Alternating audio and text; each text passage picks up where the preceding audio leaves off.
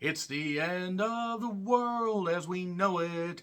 And Nick Cage is a father trying to protect his two teenage sons from some weird fucking underground creatures in Arcadian, a Shudder original. It's gained a limited theatrical release before it drops on the streaming service in just a few weeks. And yes, if you're not familiar with Shudder, it's a horror-based streaming service that absolutely is worth getting. No, I'm not sponsored. Wouldn't mind being sponsored, but let's get back to the movie at hand, which is Arcadian. And it's set in a post-apocalyptic world where Paul is not Paul anymore. He's played by Nicolas Cage, who is a dad trying to protect his two teenage sons as the world basically is falling apart because these strange creatures that we don't actually know what goddamn happened. They're just there. They're coming up from the underground, especially at night, and they are attacking and trying to bite and bite and bite and bite. Bite. The Arcadian Nightmare Show. And essentially, these creatures are just doing this indiscriminately. They're trying to take out all humans, destroy all humans, just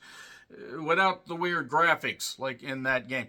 Anyway, so this was directed by Benjamin Brewer, who has been involved in various films and did the visual effects for a movie I really liked that came out a couple years ago. Everything, Everywhere, All at Once. Really, really, really great shit.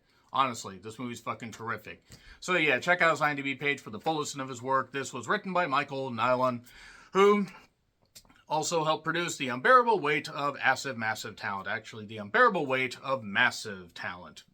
That was the return to form for Nicolas Cage after doing many movies that were critically acclaimed after he got away from The Wicker Man and various other things. Not to be so they're in my eyes, but like Pig and Willy's Wonderland and various other things. And Color Out of Space. It was another Shudder original that I really liked. So yeah, Nicolas Cage, he plays Paul. He's trying to protect his two teenage sons. Joseph, without the amazing Technicolor Dreamcoat, mourn the pity. If you get that reference, I love you guys. He's played by Jaden Martell. Not Rick D'Amato Martell. There's an extra L there for, I assume, copyright infringement. I don't know. That's probably the name his parents gave him. What's wrong with me? And Thomas, not Tom the Piper's son, stole the pig and away he went. Not Thomas the tank engine. Not the Sherman tank with the Ferrari engine. Rest in peace, Bray Wyatt. That's a deep cut for wrestling fans. Maxwell Jenkins. No Leroy here. And also, you have a character, Charlotte, not Lifestyles of the Rich and the Famous. I'm just having some fun before maybe I start complaining or praising. Sadie Silverall, who was in Little Bone Lodge, is currently available on Tubi. And also Saltburn. That was really terrific. Can't hear Murder on the Dance Floor the same way again. But that being said, I liked Saltburn. I thought it was great goddamn fun. Weird. I don't know if I would watch it again anytime soon because some of the stuff's still etched in my brain, but it's something I might dive into occasionally just to see, oh, God, why did I like this fucked up thing? Nevertheless, Sadie Silverall has a very bright future. I do want to shout one other actress in this, Samantha Coughlin, who isn't given a lot to do, but is beautiful, and I need to see more films that she's been in. So, yeah, set sometime in the not-too-distant future, not next Sunday AD, there's a man named Paul, not too different from you or me, trying to protect his family, and there's also a dog. The dog's fine, by the way. That's your, bit that would count as a spoiler. The dog's fine, despite the fact they endanger that dog constantly. So, yeah, basically we see a little bit of a setup.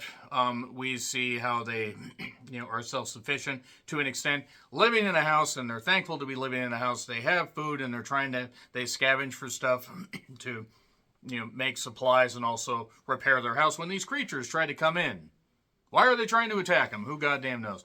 Also, Charlotte is part of this place called the Rose Farm where Thomas goes and does work and helps out and just wants to get out and have a better life, despite the fact this place is seemingly just over the hill and through the woods. To Grandma's house we go. Hey. We get the idea that Paul and his sons have a bond, at least for a little bit. And then from there, we get an eventual creature feature, more of family drama and, family dynamic and everything. It's just the biggest issue, and this is where I'm probably not going to be very well received by anybody that was involved in this film. It was a short film concept that really didn't end up working. I admire the effort that was put in. The creature effects were unique. They certainly look different.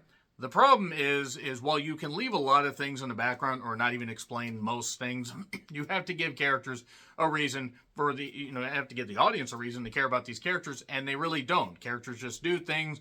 Some characters do really stupid things. The other characters do more stupid things, which, yes, is Horror Movie 101. It kind of reminded me of a low-budget version of A Quiet Place, just without maybe the kid doing the stupid thing with the toy. That little shit deserved to die, by the way. Arcadian just ends up kind of being something that meanders and just eventually arrives at a conclusion where, yeah, there's some halfway cool visual effects and creature designs, but yeah, I don't really know what the point of this was. I didn't really care for it. I didn't really like it. Nicolas Cage being cast or being propped up as the main lead is kind of misleading, because a certain incident leads to him not being on screen for a bit, and it falls to the two sons to do their best, and Sadie Silverall does fine, but yeah, not really something I could recommend. I mean, it is in theaters. You can watch it and check it out if you want. Otherwise, you can wait for it to drop on Shudder and decide for yourself. Again, decent creature effects. The actors do what they can. The material just isn't there. Even if the idea is halfway interesting, it's sort of the typical post-apocalyptic deal that you would expect. And halfway okay creature feature. Not the worst in the world, just not necessarily all that great. Anyway, getting into spoilers. 3, 2, 1, spoilers. So, basically we see where Nicolas Cage finds his sons and raises them. So, they're infants, and seemingly either he raises them as his sons, or he was just out scavenging while, stuff was going on. The city got blown up, and we know that because he was trudging through some bunkers, and you hear weird shit going on, and it could have been a radioactive accident. It could have been aliens coming down from the goddamn stars as opposed to aliens coming up from the earth. It could have been mole people, the lizard people getting upset. The creatures sort of look like weird, wolf, crazy thing hybrids. I mean, I don't really know. They have weird faces where they just shit around like that, and it's really strange. Oh, boy. That was a mistake. Head trauma. Shouldn't shake my head like that. But nevertheless, once the creatures show up, you're like, okay, they're uniquely designed and they don't really do anything. I mean, one of them gets trapped really easily. There's a halfway decent scene where after Thomas comes back from the Rose Farm, slips, and ends up in this pit that he jumped over earlier, and you knew that was foreshadowing. He's so happy that he got a hug from Sadie Silverall, which, I mean, I guess for a young lad, I guess you would be happy, or a young woman. I'm not here to judge.